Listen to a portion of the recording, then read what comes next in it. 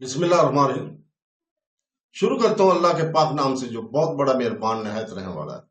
दोस्तों, बहनों, भाइयों, बुजुर्गों, अस्सलाम वालेकुम। करबला मामला का सानहा इस्लामी तारीख की सबसे दिल दहला देने वाले और ताकतवर बाबों में से एक है। मुहर्रम के मुकद्दस महीने में रौनमा होने वाला ये तारीखी वाक़या पैगम्बर इस्लाम सल्लल्लाहु अलैहि वसल्लम के प्यारे नवासे हजरत इमाम हुसैन रज़ियल्लाहु ताला अन्हु की लाजवाब कुर्बानी की निशानदेही करता है, जो जुल्म और नाइंसाफी के खिलाफ बेखौफ होकर खड़े हुए करबला के मैदान में 61 हिजरी 680 ईस्वी में इमाम हुसैन रज़ियल्लाहु ताला ने अपने खानदान और वफादार साथियों के एक छोटे से ग्रोह के साथ यजीद की सफाक फौज का सामना किया था। पाने से इनकार किया और दुश्मनों से घिरा हुआ और फरार की कोई पेशकश नहीं। उन्होंने सच्चाई, इंसाफ और ईमान की इक़्तिदा की हिफाजत करते हुए हथियार डालने पर शहादत का इंतखाब किया था। दोस्तों, बहनों, भाइयों, बुजुर्गों, ये वीडियो आपको करबला के दुख भरे लेकिन मुतासर कुन सफर से गुजारेगी। मुहर्रम का हर दिन गहरा दर्द और बेमिसाल बहादुरी लेकर आता है। हजरत इमाम हुसैन की मदीना मुनव्वरा से रवानगी से लेकर अशूरा के दिल दहला बड़े वाक़यात तक हम इन लोगों की मेरास का एहतराम करते हैं, जिन्होंने इस्लाम के लिए अपनी जानें भी दी। तो दोस्तों, बहनों, भाइयों, बुजुर्गों, आज हम इस वीडियो में 13 मुहर्रम के वाक़यात को बयान करेंगे। 13 मुहर्रम करबला पर एक खामोशी और गम के दिन के तौर पर तुलू हुआ। सानहात का धोल आज भी अर्ज़ मुक़द्दस पर ताज़ा है। 10 मुहर्रम को होने वाले कत्ल आम ने मैदानों को प्यारे नबी सल्लल्लाहु अलैहि वसल्लम के खानदान और सहाबा कराम के खून से रंग दिया था।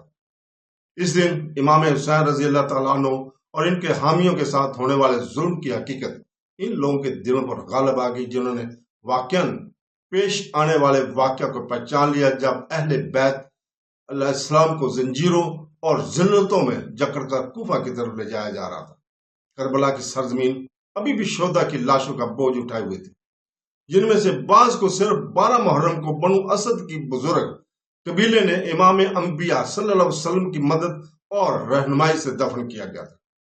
13 मुहर्रम इसलिए खास अहमियत का हमल है क्योंकि रवायत है कि इस दिन तक आखिरी रस्मात और तदफीन मुकम्मल हो चुकी थी, जबकि बेशतर शुदा को गुज़श्ता रोज उजलत और राजदारी के साथ सुपुर्द खाक कर दिया गया था, जबकि बाकी मानदा अफराद को हालात के मुताबिक इज्जत और एहतराम के साथ सुपुर्द खाक किया गया।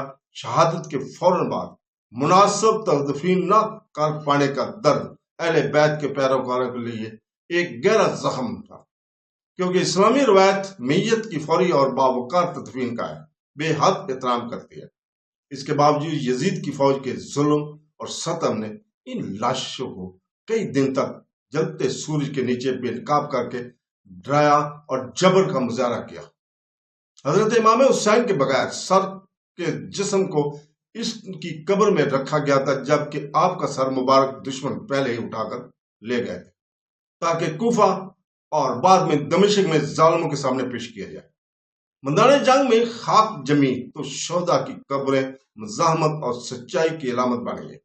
अगरचे इन दिनों सादा और गैर निशानजदा ये कब्रें एक दिन मुकद्दस मज़ारात बन जाएंगी, जहां लाखों मोमिनीन इनकी ज़ियारत करते हैं। अपनी जानों से इस्लाम के लिए खड़े होने वालों की याद के सामने आज से झुक जाते हैं।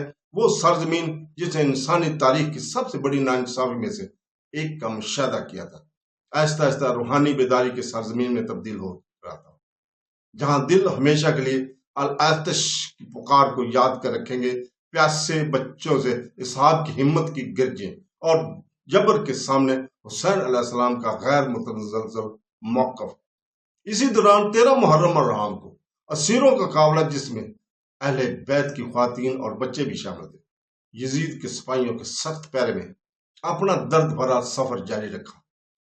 नेज़ों पर उठाए हुए शोदा के सुरों को आगे ले जाया गया, जिनमें इमाम हुसैन अलैहिस्सलाम के सर भी शामिल थे, जिनकी चमकता चेहरा आज भी शहादत के नूर से मुनव्वर था। खतून ज़ैनब अलैहिस्सलाम की क़यादत में और बीमार इमाम ज़ैनुल आबिदीन के साथ ख्वातीन ने नाकाबिल यकीन सब्र के साथ अपने दर्द को बर्दाश्त किया। इनका सफर शिकस्त का नहीं बल्कि मकसद का था। وہ محض قیدی نہیں تھے، وہ پیغام حسین کے لمبردار تھے، کربلا کی سچائی کا زندہ ثبوت۔ اس دن کوفہ میں ان لوگوں میں غم پھیل گیا جنہوں نے کبھی امام حسین علیہ السلام کی تعظیم کی تھی لیکن خوف کی وجہ سے خاموشی اختیار کر لیتے۔ جوں جوں قتل عام اور خاندانی نبوی کے ساتھ سلوک کی خبریں گردش کرنے لگیں تو بہت سے دلوں میں ندامت اور شرمندگی پیدا ہونے لگی۔ کچھ قیدیوں کو دیکھ کر رو پڑے، دوسروں نے اپنے سر کو جرم میں لٹکا دیا۔ بہت دیر سے احساس ہوا کہ وہ اس لمحے کے دوران غیر فعال رہے جب سچ کے لیے کھڑا ہونے ایک فرض تھا۔